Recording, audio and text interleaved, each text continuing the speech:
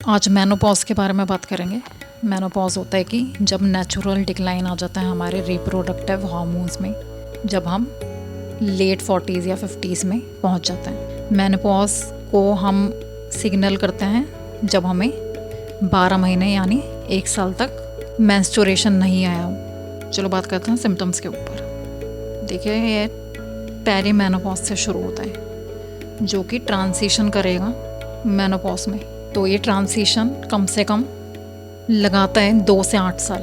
हर women अलग होता है। कईयों को बस 2 साल में मेनोपॉज आ जाता है, कईयों को 8 साल लगता है। पेरी मेनोपॉज का ड्यूरेशन 8 साल तक रहता है कि कभी आपको लगता है कि मेनोपॉज हो गया आपका, लेकिन फिर आपने देखा कि स्पॉटिंग वापस हो रही है, पीरियड्स वापस आ गए आपके। तो ये ऐसा चलता रहता है। ये वुमेन टू वुमेन डिफर करता है, इसमें कोई ज़्यादा सोचने वाली बात नहीं है। तो इसमें हार्मोनल चेंजेस क्या क्या आते हैं उसके बारे में जानते हैं। देखिए, इरेगुलर पीरियड्स रहेंगे आपको, वेजाइनल ड्राइनेस रहेगी, हॉट फ्लैशेस आएंगे। हॉट फ्लैशेस में आपको ऐसा लगेगा कि आपको फीवर आ रहा है, लेकिन आपको फीवर नहीं होगा।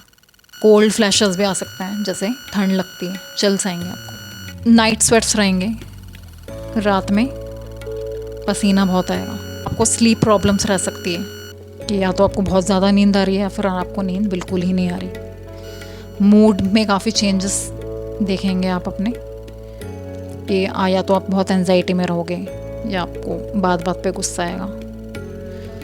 और मेमोरी में भी काफ़ी वेरिएशन आता है कि छोटी छोटी वर्ड्स ना आप भूल जाओगे।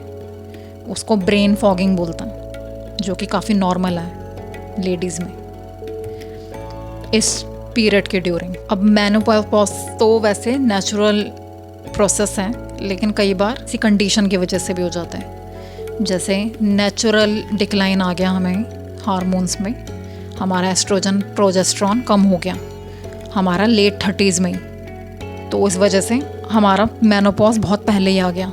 अब हमारे लिए बहुत मुश्किल है प्रेग्नेंट होना। नेक्स्ट हो गया, हमने सर्जरी कराई ओफोरेक्टोमी, ये ओवरी का रिमूवल है, जिसकी वजह से अब हमें पीरियड्स नहीं होते। फिर कीमोथेरेपी या रेडिएशन थेरेपी की वजह से भी मेनोपॉज आ जाता है। अब हमने पहले जब सिम्टम्स की बात करी, अब हम उसकी कॉम्प्लिकेशन की बात करेंगे। कई बार कॉम्प्लिकेशन लॉन्ग टर्म में रहती है और कई बार होता है कि जब आपको मेनोपॉज आ जाएगा ये अपने आप ही ख़त्म हो जाएगा। जैसे ऑस्टियोपोरोसिस, इसमें होता है कि हड्डियाँ वीक हो जाती हैं, टेढ़ी मेढ़ी होने लगती हैं, आपसे क्लचर भी नहीं खुलेगा, रबड़ बैंड भी नहीं बांधा जाएगा बालों में। कई फीमेल्स के साथ ऐसा होता है क्योंकि आपका एस्ट्रोजन का लेवल काफ़ी लो हो गया। इनिशियल ईयर्स में आप देखोगे कि आपकी बोन डेंसिटी काफ़ी कम हो गई है। फिर होता है कि कई वुमेन को कार्डियोवास्कुलर डिसीजेस भी हो जाती हैं क्योंकि एस्ट्रोजन लेवल आपका एकदम से फॉल हो रहा है। तो ये रिस्क देता है आपके कार्डियोवास्कुलर हेल्थ पर। यूरिनरी इनकॉन्टिनेंस भी होता है। इसका मतलब होता है कि आपका ब्लैडर पे कोई कंट्रोल नहीं है, अचानक से आपका पेशाब निकल रहा है, और इस टाइम वुमेन यूटीआई के रिस्क पे भी रहती हैं। वेट गेन भी बहुत कॉमन चीज़ आ जाती है मेनोपॉज के ड्यूरिंग, क्योंकि हमारा मेटाबॉलिज्म भी काफ़ी कम हो जाता है, स्लो डाउन हो जाता है। इसके सिम्टम्स को कम करने के लिए हम क्या कर सकते हैं? देखिए, सप्लीमेंट्स ले सकते हो आप। विटामिन डी, विटामिन ई, दोनों इम्पॉर्टेंट है। विटामिन डी इम्पॉर्टेंट है आपकी बोन हेल्थ के लिए। विटामिन ई आपका हार्मोनल बैलेंस रखेगा। आप अपनी कैल्शियम स्टार्ट कर सकते हो। कैल्शियम तो वैसे भी मेन वुमेन दोनों को ले लेनी चाहिए अब 35 का होते ही।